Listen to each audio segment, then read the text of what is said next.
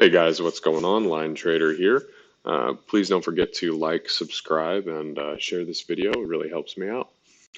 So before we get into the technical analysis, I kind of want to stress the point that if you have any money in Tether or Bitfinex, I highly suggest that you get your money the fuck out of there. There's a whole lot of sketchy stuff going on, and why take the extra risk? Trading is risky enough without having to put your money at a significant risk of, just basically evaporating because, there's Mt. Gox 2.0 that could happen. It's just not worth it. And chances are, there's a whole lot of sketchy stuff going on around Bitfinex and Tether.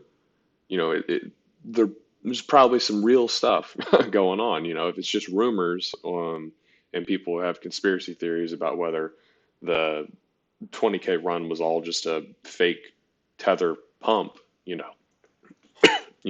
kind of like if you're dating someone and they're doing sketchy shit, or you hear about them doing sketchy shit all the time, they're probably doing sketchy shit. I mean, let's be real here. It's just not worth that extra risk to keep your money there. But I said my piece. Y'all will do what you want. My advice is to stay out. So getting into the technicals here, I'm still bearish. Honestly,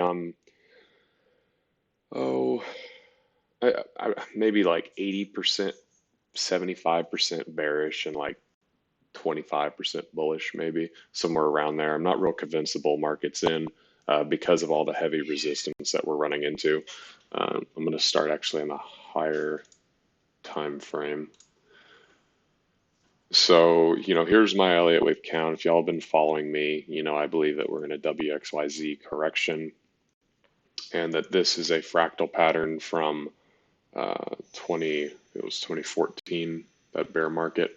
But anyway, so let's go ahead and zoom in here, take a look at these algos. So we broke this first one, which is my main pull. It's kind of unfortunate, but, I said in the beginning, because these two moves here especially were significantly smaller than these, it's a little tricky to know what pull the algos are using. We certainly saw a reaction off of that pull from here, and we're certainly seeing a reaction off of this pull. But what's interesting is the compounding effect of this pull and this one. So if you look here, we have a 50 and we have a 618 right there, okay? And that's also right in that steel wall of resistance that we're going to be seeing as we get closer to the level that we finally broke down from. So the question becomes, if you're a bull, why would you be buying here? You're buying into all the resistance. What's the likelihood with decreasing volume, decreasing velocity, and we're now bearishly diverging on the NVT, which historically has been a very strong signal that a severe correction is coming. Why would you be long? Explain to me. Well, I thought, I don't want to miss out. Well, you don't want to miss out, but everything is telling you that the market's going down soon. It's hard to pinpoint exactly when, but we have all these bearish indicators going into a really high resistance zone. Why would you be long? Fear of missing out? Maybe. I'm certainly not a fear of missing out type of trader. I want to take the most high probability trades, and that's not a long here. In fact, more than likely, is a short. You want to be short here, in my opinion. I'm certainly short, because if this isn't the correct count, even if I'm wrong and the bull market has started, well, guess what's going to happen? This is a 1, 2, some sort of a 3 here. We'll come down for a 4, 5, and then we'll correct 50% from there. I would much rather be loading up somewhere in here than be loading up here and then it come down. But, again, looking at the NVT, which is one of the strongest indicators when trading Bitcoin, we're bearishly diverging on it, and it's red. So, I just don't see a reason to be long. I really don't, especially with this decreasing volume. What originally started this big run was that guy market buying the $100 million worth of Bitcoin across three exchanges. You know, that's pretty much what jump started it. That's what this big one was. And as you see, as we continue on, all these FOMO traders, because that's what this is people FOMOing. If you look at any news articles coming out, just people panicking, oh, Bitcoin's going to 100,000. Why? Well, I want it to. Oh, that doesn't mean it's going to go there, buddy. You can, I can want a lot of things. Doesn't mean it's going to happen. I see a lot of these people coming out. Oh, Bitcoin's next target, 20,000. We're going to break the all-new high. Why? Tell me why we're going up there. What supports that much of a price increase?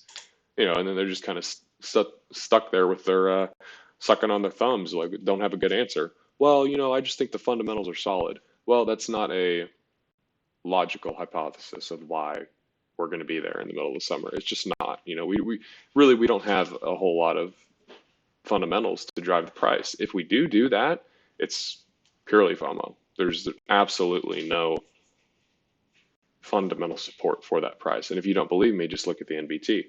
What's it telling you? It's telling you that we're overvalued. And this isn't a moving average based type of indicator. This is telling you that, it's measuring the transactional volume flowing through the blockchain divided by the market cap of Bitcoin, what it's actually worth right now. And it's telling you that it's overvalued. There is not enough value transferred through the blockchain to support the price. What does that tell you?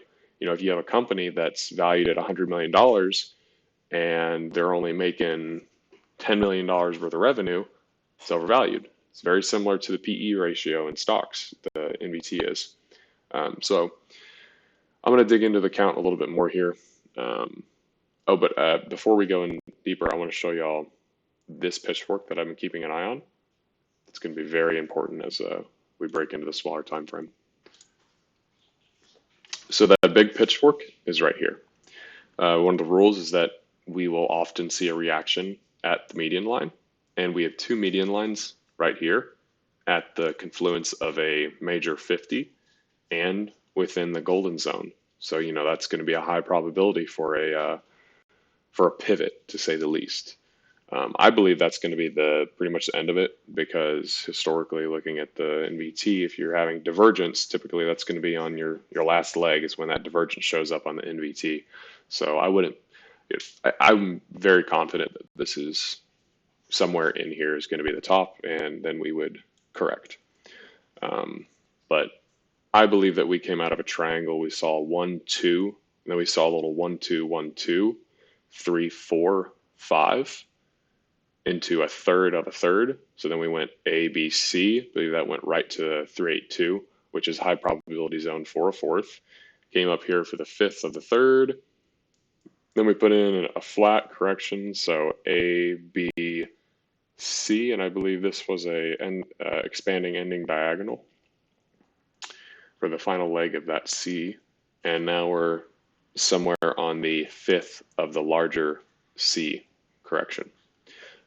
So I really don't think there's a whole lot more for us to go, especially with decreasing volume. So what does decreasing volume tell us? We have a decreasing amount of buyers at this price as we are approaching heavy resistance. So when you look at it like that, if people aren't willing to pay this much for Bitcoin as we're approaching a steel wall of resistance being around that $6,000 level, what does that tell you? What's going to force the price through that level? To me, I don't really see a whole lot. Yeah, y'all know where I stand. I'm bearish. I will update if there's any significant movement. Thanks. Bye.